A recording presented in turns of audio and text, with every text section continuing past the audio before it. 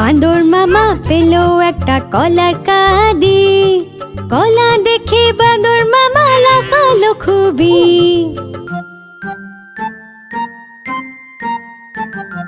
তাড়াতাড়ি কলা ছাড়ালো বাঁদর মামা রে।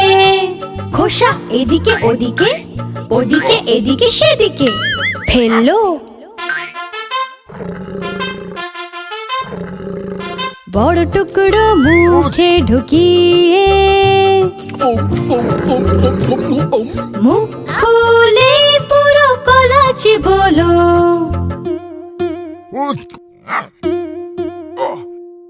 এক টুকরো গলায় আটকে হলো মুখটা লাল নীল।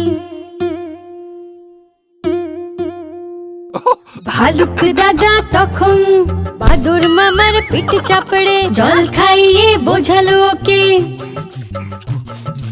মুখে খাবার কখনো বেশি নিও না, ছোট টুকরো নেবে, মুখ বন্ধ করে চিবোবে। মুখে খাবার কখনো বেশি নেবে না, ছোট টুকরো নেবে, মুখ বন্ধ করে চিবোবে।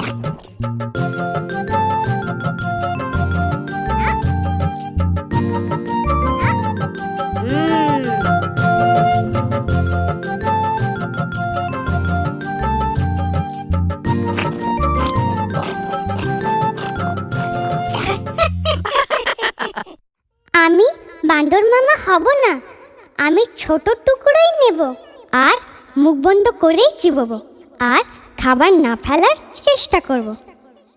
তোমরা তোমাদের খাবার কিভাবে খাও কমেন্টে লিখে আমাদের জানাও।